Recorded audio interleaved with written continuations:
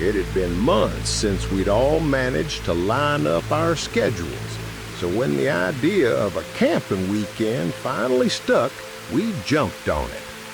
4 of us, me, Ryan, Jess, and Tyler, piled into 2 cars with enough gear for twice as many people. The drive was long, winding deeper into the national forest than I'd ever been, until the road narrowed to a rutted track that ended at a half-forgotten trailhead. The hike-in was short, only a mile or so, and by late afternoon we'd found a clearing tucked between tall pines with just enough open space for 2 tents and a fire pit someone else had built long ago. It felt like a good spot, quiet, sheltered, close enough to a creek for water. We set up camp with the usual mix of banter and complaining. Ryan argued with Jess over how to stake the tent. Tyler nearly burned himself trying to light the stove, and I strung a tarp between 2 trees in case the weather turned. By the time the sun dipped low, the fire was going strong, the smell of wood smoke clinging to everything. Dinner was simple: hot dogs skewered on sticks, marshmallows blistering in the flames, a couple of cans of cheap beer cracked open with exaggerated cheers. We sat in a rough circle, legs stretched out, letting the heat soak into us as the forest grew darker. The stars came out one by one overhead, sharp against the black sky. For a while, it was exactly what we'd wanted, an escape. The kind of night where laughter feels louder, food tastes better, and you forget about deadlines and alarms and the constant hum of the city. Just us, the fire, and the woods pressing close but harmless. At least that's how it felt then. The fire had burned down to steady coals when Jess stiffened, marshmallow halfway to her mouth. "Did you see that?" she whispered. We all turned. At first I thought she was messing with us, but then I saw it too. Just beyond the glow of the fire, at the edge where light gave way to black, a figure stood among the trees. Tall, upright, motionless. Ryan called out immediately, "Hey, you lost?" His voice carried, bouncing off the trees. No answer. The figure didn't move, didn't even shift its weight, just stood there, watching. Tyler lifted his flashlight and flicked it on. The beam cut through the clearing, striking bark and branches, but when it hit the spot, there was nothing, only empty trunks swaying in the breeze. We exchanged uneasy looks. Jess swore under her breath, Ryan laughed it off, and I tried to believe it was a trick of the light. But the unease lingered, gnawing quietly. I reached into my pack, checking that my pistol was still there. Just habit. Out here, you carried what you carried, same way you brought a knife or a lighter. I didn't take it out, just rested easier knowing it was close. We let the conversation stumble back into jokes, but the fire felt smaller now, the woods pressing closer. Every time a branch snapped or the wind shifted, my eyes flicked back to the tree line, half expecting to see that figure again. And before long, I did. This time, it was behind Tyler, across the fire. Same spot just beyond the light, same tall shape. He didn't notice until Jess pointed, and when he spun around, the figure vanished again, like it had never been there. That was the moment none of us laughed anymore. The fire crackled, but the warmth didn't comfort the way it had earlier. Every one of us sat stiff, eyes flicking between the trees and each other, waiting for someone to admit what we all knew. We weren't imagining it. The figure came back a third time. Jess was the first to notice, pointing with a hand that trembled in the firelight. At the far edge of the clearing, between two thick pines, the shape stood again. Taller than any of us, shoulders rigid, perfectly still. Ryan swore and stood waving his arms. "Hey, you need something?" Silence. The figure didn't answer, didn't step closer, didn't leave, just watched. Tyler grabbed the hatchet he'd been using on kindling and kept it in his lap. I reached for my pack again, fingers brushing the grip of the pistol tucked inside. Just knowing it was there steadied me, but none of us wanted to be the first to pull steel on what might just be a lost hiker. Jess whispered, "Why won't they say anything?" None of us had an answer. The figure faded into the dark without a sound. When Ryan shone his flashlight, the beam caught only trees. No broken branches, no crunch of footsteps retreating. Just gone, but not for long. Every half hour or so, the shape returned, always at a different place, sometimes behind Jess, sometimes across the fireline from me. Each time, silent. Each time, gone the moment we tried to fix our eyes on it. The strangest part was the absence of sound. Anyone walking through brush that thick should have snapped twigs, rustled leaves, made something. But the forest stayed quiet, like it was holding its breath with us. By midnight, none of us were joking anymore. We sat close, stoking the fire higher than we needed, every log hissing and popping loud against the silence. My hand never strayed far from the pack. Tyler's hatchet gleamed dully in his grip. The woods felt alive with eyes, and no matter how many times the figure disappeared, I knew it hadn't left. It was just waiting. None of us slept. We kept the fire burning, feeding it too much wood, watching shadows dance across our faces. Every time someone's head drooped, another would jolt awake, certain they'd seen movement at the tree line again. When dawn finally came, the forest looked harmless. Birds chattered, the creek gurgled nearby, the air smelled fresh. For a moment, I wondered if exhaustion had made fools of us. Then Jess pointed at the ground. The dirt around our camp was torn with prints, large, heavy, circling in uneven arcs, dozens of them. They pressed right up to the edge of the firelight, never closer, never crossing the invisible line where our flames had glowed all night. Ryan crouched and touched one of the impressions, his hand dwarfed by it. "These weren't ours," he said quietly. None of us argued. We packed in silence, each of us glancing at the trees as if we expected the figure to reappear at any second. By the time we hit the trailhead, the only sound was the crunch of boots and the rustle of packs. We never spoke about going back. And sometimes, when I close my eyes, I still see it, the tall shape just outside the fire's glow, waiting for us to look away. By midnight, none of us were joking anymore. We sat close, stoking the fire higher than we needed, every log hissing and popping loud against the silence. My hand never strayed far from the pack. Tyler's hatchet gleamed dully in his grip.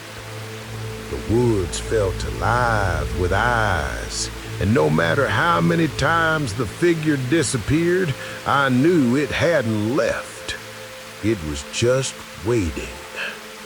None of us slept. We kept the fire burning, feeding it too much wood, watching shadows dance across our faces.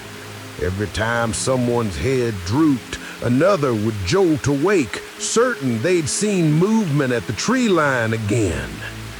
When dawn finally came, the forest looked harmless. Birds chattered, the creek gurgled nearby, the air smelled fresh. For a moment, I wondered if exhaustion had made fools of us. Then Jess pointed at the ground. The dirt around our camp was torn with prints, large, heavy, circling in uneven arcs, dozens of them.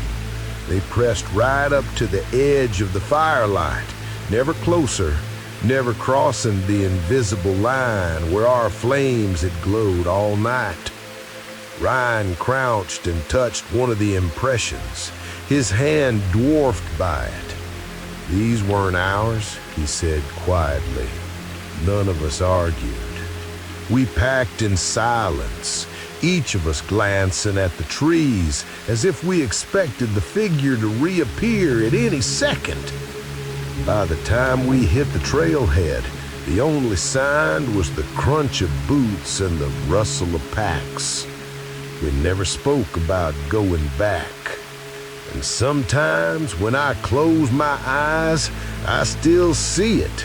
The tall shape just outside the fire's glow, waiting for us to look away. Ouachita had always been one of my favorite spots. Miles of trails, clear creeks, and enough backcountry that you could hike all day without seeing another soul. That spring, I talked my buddy Mark into joining me for a 2-night loop. Nothing crazy, just 10 miles in, camp, fish the second day, and then hike out on the third. We started late in the morning, the air still cool, packs heavy with gear. The trail wound through pine and oak, sunlight filtering down in patches, the forest floor soft with needles. By early afternoon, we were ready to pick a campsite near one of the smaller streams. We cut off trail a bit, looking for a flat spot. That's when Mark spotted it. At first, I thought it was just a patch of gray fabric caught in the underbrush. But when we pushed closer, we saw the shape of a tent slouched among the trees. The rainfly was half peeled back, streaked with dirt and moss. The poles bent so it sagged like a collapsed lung. Pine needles covered most of it, as if it had been sitting there for seasons. "Abandoned?" Mark asked, frowning. "Looks like it," I said, though my stomach tightened. Gear doesn't just get left behind out here. People pack out their trash, or at least they're supposed to. We circled it slowly, noting how the fabric was sun-bleached, but not shredded.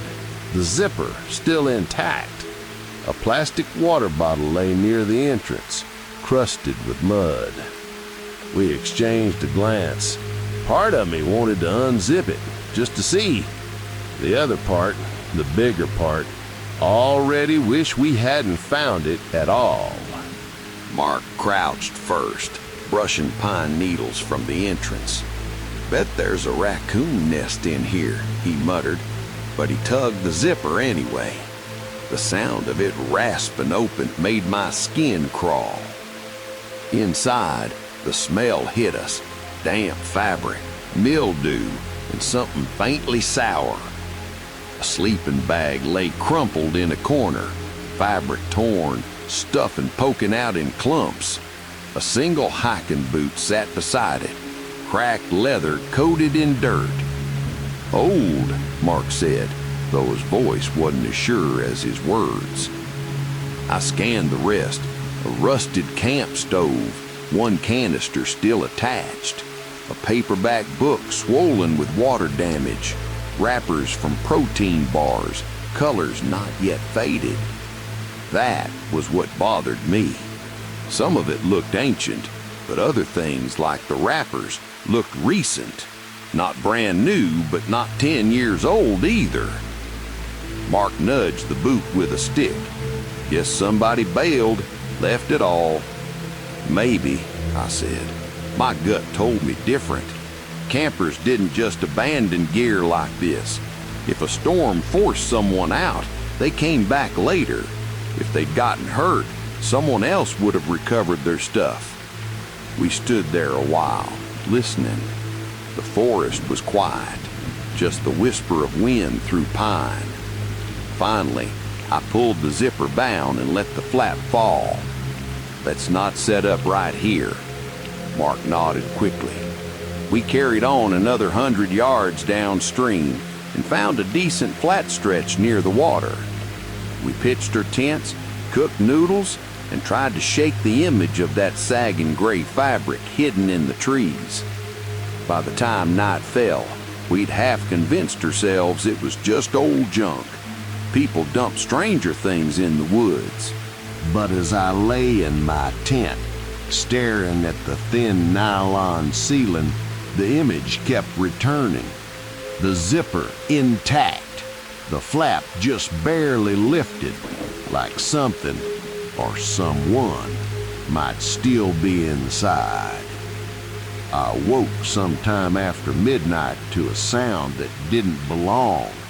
At first it was faint, a soft zip, like fabric sliding against fabric. I thought it was Mark moving in his tent, but when I held still, I realized it was coming from deeper in the woods, where we'd found the abandoned one.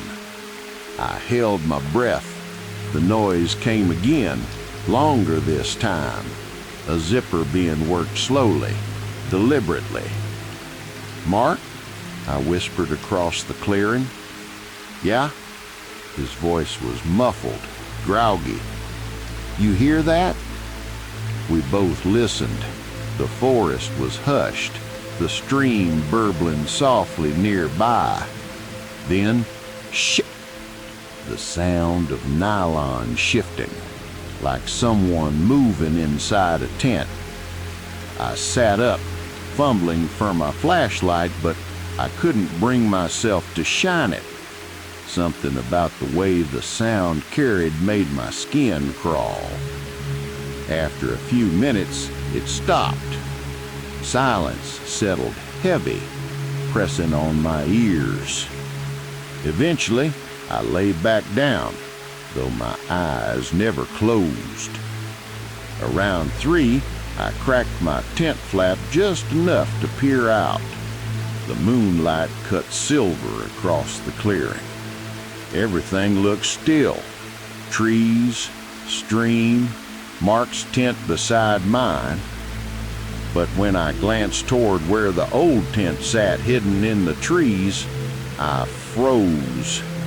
It looked different. The sagging shape wasn't slouched anymore. The ridge of it stood taller, straighter, as if the poles had been reset. The flap hung loose, no longer collapsed in on itself. I blinked hard, convinced I was imagining it, but when I looked again, the outline was clear. Someone had propped that tent back up.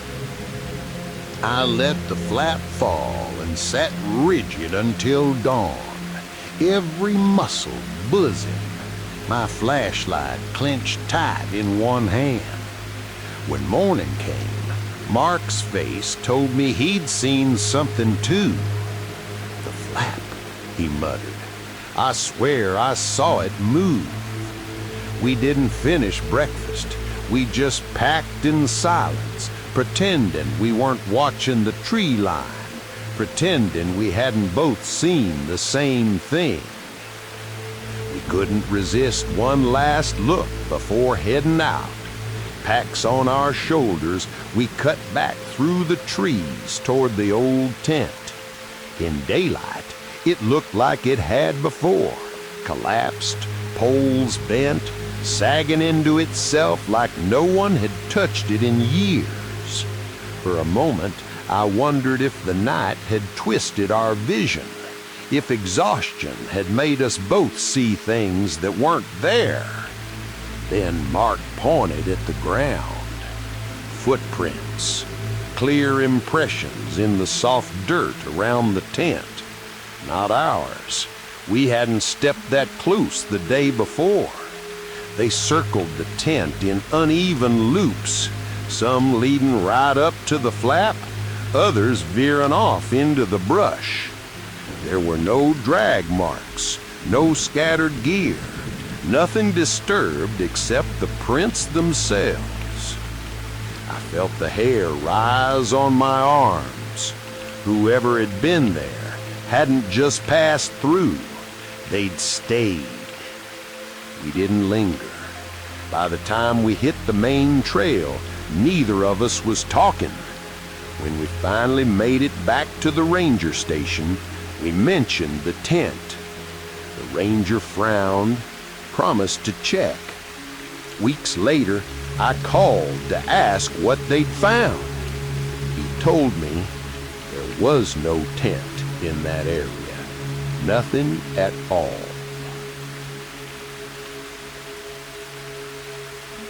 Olympic National Forest had always been one of those places I promised myself I'd explore more, and that summer I finally made good on it. I carved out a long weekend, threw my pack in the car, and drove north until the pavement gave way to winding gravel. By late afternoon, I was deep in the trees, far enough that the only sound was wind moving through the canopy. The trail I picked hugged a river most of the way, its steady rush keeping me company as I hiked. My plan was simple: hike in 5 or 6 miles, set up by the water, fish a little, and enjoy a couple nights off the grid. By the time I found a flat patch of ground near a bend in the river, the sun was already dropping low. I dropped my pack with relief, stretched, and got to work. Tent staked, tarp strung, stove set on a flat rock. Dinner was instant rice and jerky, nothing fancy, but it tasted better than anything from a gas station back home.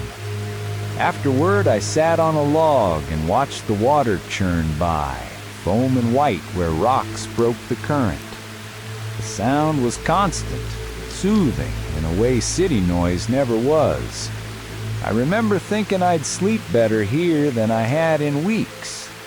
My pack sat close, half unzipped, knife and headlamp within reach, pistol tucked in its holster inside. Just habit. Out here, you carried what you carried. I didn't expect to need any of it. When the last of the light faded, I crawled into my tent, the river rushing steady on one side, forest pressing dark and quiet on the other. I thought I was alone out there, and for a while it felt like I was. Sometime after midnight, I woke to something that didn't blend with the river. At first it was faint, half dream, half sound, the crunch of gravel shifting, then the steady rush of water swallowing it. I lay still, eyes adjusting to the dim light of the tent, telling myself it was probably a branch fallen or an animal nosing along the bank. But the sound came again, a slow, deliberate step, then another, the kind of rhythm you recognize instantly as human. I eased up onto one elbow, straining to listen. The river hissed and roared a few yards away, but under it, the crunch of movement came clearer. Whoever it was walked a short distance, stopped, then shuffled again, boots or heavy shoes pressing into stone. I reached for the flashlight and pistol tucked inside my pack, my hands finding them by memory. The metal was cold in my palm. "Hello?" I called, voice low and hoarse. The only reply was water. The steps had stopped. I flicked on the light and swept it across the nylon walls. then unzipped the flap a few inches and shined it out. The beam caught river spray, wet stones and trunks glistening faintly in the dark. Nothing moved. I listened until my ears buzzed with effort, but the woods stayed still. Eventually, I zipped the flap and sat back, pistol resting across my knees, telling myself it had been nothing. But as I lay there afterward, the sound replayed in my head, the deliberate crunch of boots in gravel, each step measured and slow.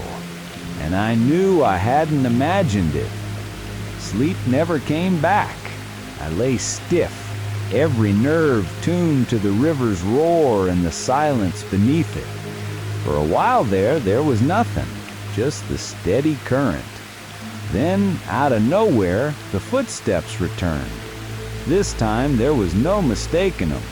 Slow, deliberate crunches in the gravel, circling.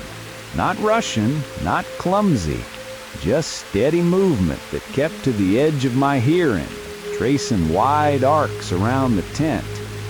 I sat up fully, flashlight in one hand, pistol in the other, staring at the walls of nylon like I could see through them. "Hello!" I called, louder this time. No reply. The steps paused, just long enough that I thought maybe they'd gone.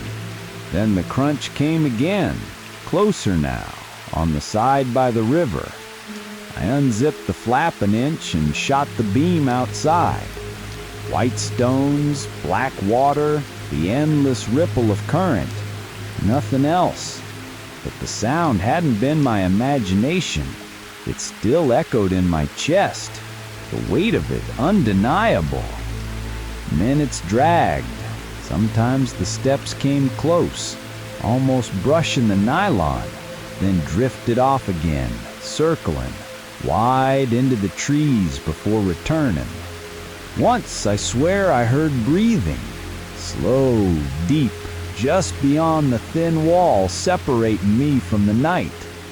I kept the pistol across my lap, safety off, though my fingers stayed just outside the trigger guard.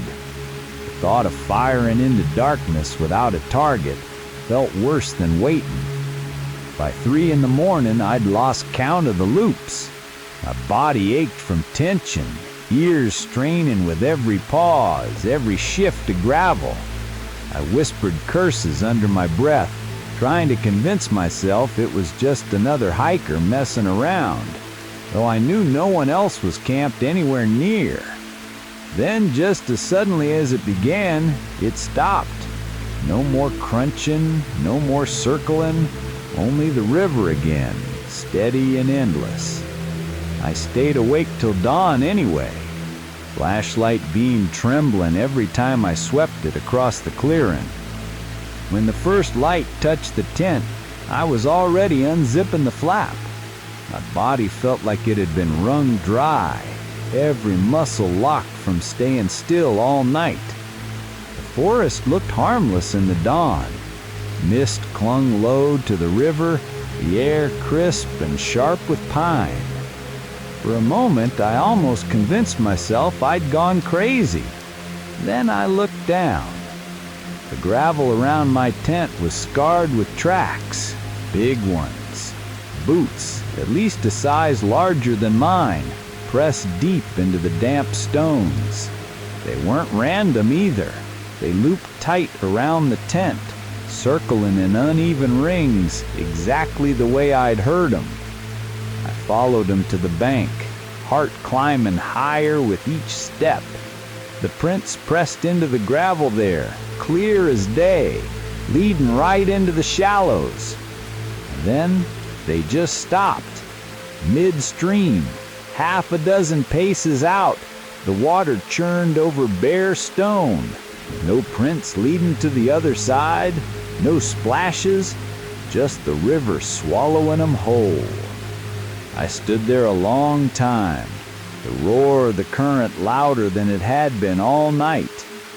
By the time I broke camp, I'd made myself a promise.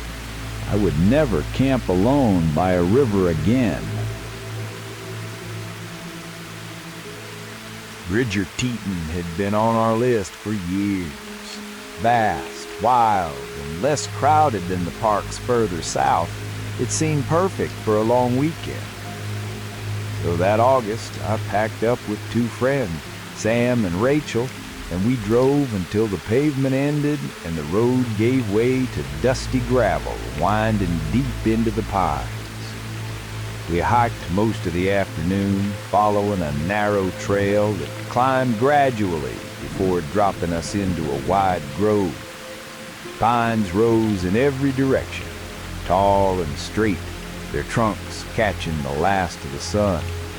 A small clearing sat at the grove's center, just flat enough for tents, with a ring of old stones where someone had built a fire before.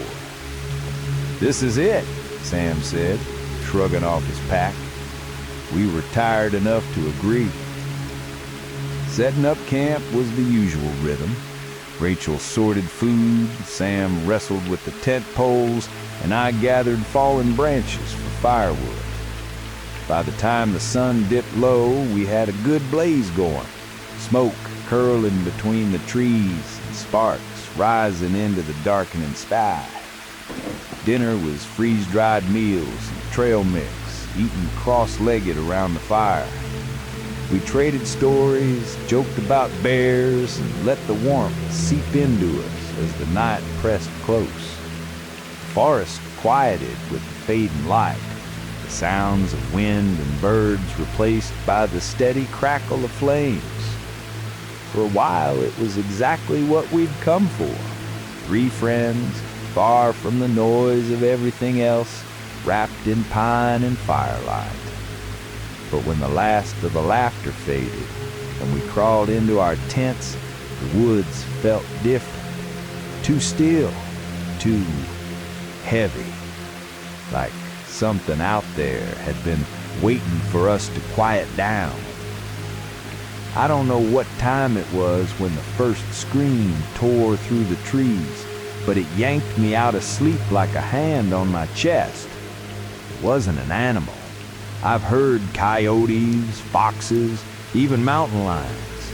Those can sound eerie, but they don't make you sit bolt upright with your heart in your throat. This did.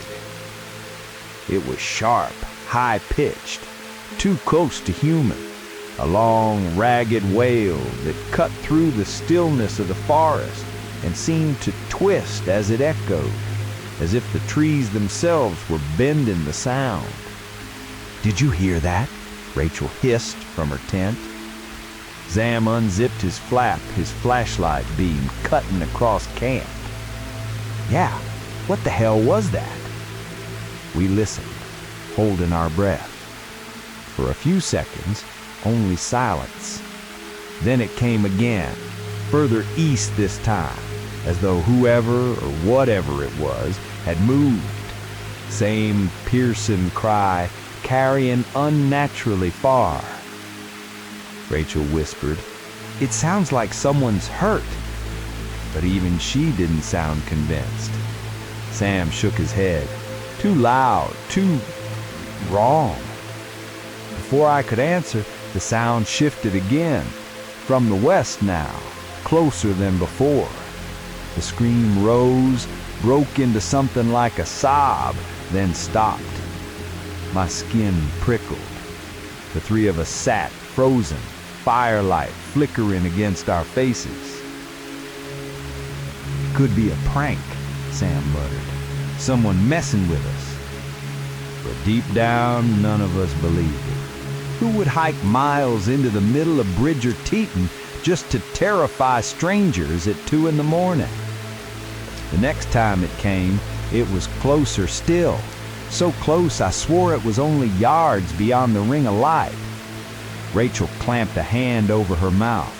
I gripped the flashlight like a weapon. Sam raised his voice, shaky with anger. "Who's out there?" The scream cut off instantly. And then the forest was silent again. We sat huddled around the fire.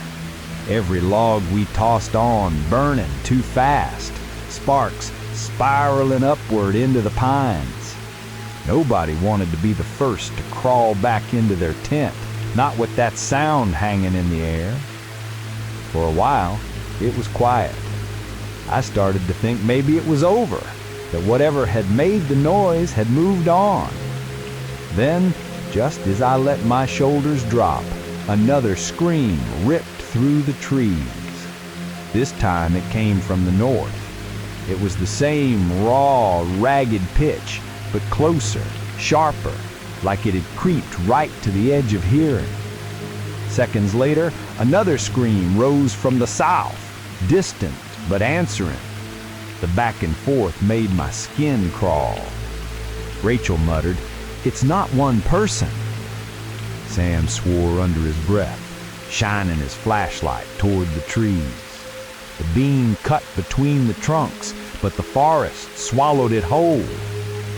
The cries came and went through the night, sometimes far off, sometimes close enough that I swore I saw a shadow lurch between the trees when the fire flared. Every time I blinked, I expected to see something standing just outside the ring of light. None of us slept. We kept the fire alive, our voices low, every crack of branches making us jolt. By the time the sky started to pale, my throat was raw from breathing so shallow. The screams had stopped, but the silence that followed felt worse, as if the forest itself was holding back, waiting. When daylight finally broke through the pines, we looked like we'd aged a decade. None of us had slept. The fire was nothing but ash and smoke, our faces pale in the cold light. The forest around us was still. Birds chirped, squirrels darted, the normal rhythms of morning returned as if nothing had happened. We searched the grove half-heartedly, scanning for tracks, for anything that might explain the night. But there was nothing. No footprints in the soft dirt, no broken branches, no gear left behind, just trees, endless and indifferent. We didn't bother with breakfast. We packed quickly, barely speaking, each of us glancing over our shoulders at the dark woods. By the time we reached the trailhead, the screaming felt like a dream, something our tired minds had conjured up. But the raw fear in Rachel's face, the tightness in Sam's jaw, those were real. Weeks later, I read a post online from another camper in Bridger-Teton. Same forest, same screams. No explanation. Whatever it was, it's still out there. Superior National Forest had been our choice for the long weekend. 3 nights out on the trail, packs heavy with food and gear, lake after lake stitched together by winding paths. By the last day, our shoulders ached, our boots were caked in mud, but the 4 of us were grinning anyway. There's something about walking out of the woods, tired and sore, that makes you feel like you've actually done something. That last night, though, had been different. We'd made camp near a small, unnamed lake, just a patch of flat ground beneath tall birches. The fire was small, but it was enough to cook the last of our noodles and sit back with the kind of laughter that comes easy after miles on the trail. But the woods had felt wrong, quiet in a way that pressed against your ears. Every so often, a branch cracked somewhere out in the dark. Not the snap of a squirrel or the shuffle of deer, heavier, deliberate. We joked about it at first, saying it was probably a moose, but nobody went far from the fire. Even when we finally crawled into our tents, I caught myself staring at the thin nylon ceiling, listening to footsteps move slow and steady through the brush, circling. By morning, the noises had stopped, and we all brushed it off. We packed, shouldered our gear, and hiked the last miles out, the trail spitting us back onto gravel roads and eventually into town. Back at the car, it felt like the unease had stayed behind with the trees. At least, that's what I thought then. The first night back in my apartment should have been easy. Clean sheets, hot shower, no mosquitoes whining in my ears. I fell asleep fast, but sometime after midnight, I awoke to a sound that didn't fit. It was faint, but distinct, the crunch of boots on gravel. Only I wasn't in the woods anymore. I was in a second-floor walk-up, carpeted hallways on every side. Still, the noise echoed in my head, steady, deliberate steps, exactly like the ones I'd heard circling our tents. I sat up, listening hard. The apartment was silent except for the hum of the fridge. When I finally got the courage to check the hallway, it was empty. I told myself I was just keyed up from the trip, that my brain hadn't caught up to the fact I was home.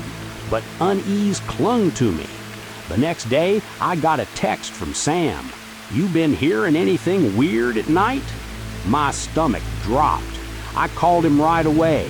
He described lying awake in his house, hearing footsteps on his porch, then silence when he checked. Later, Rachel admitted she'd woken to the sound of scratching at her window.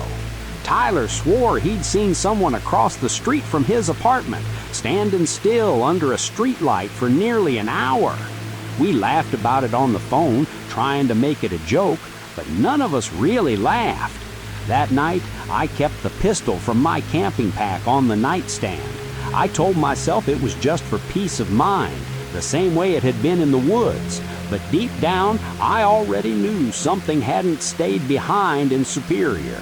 It had come back with us. The nights only got worse.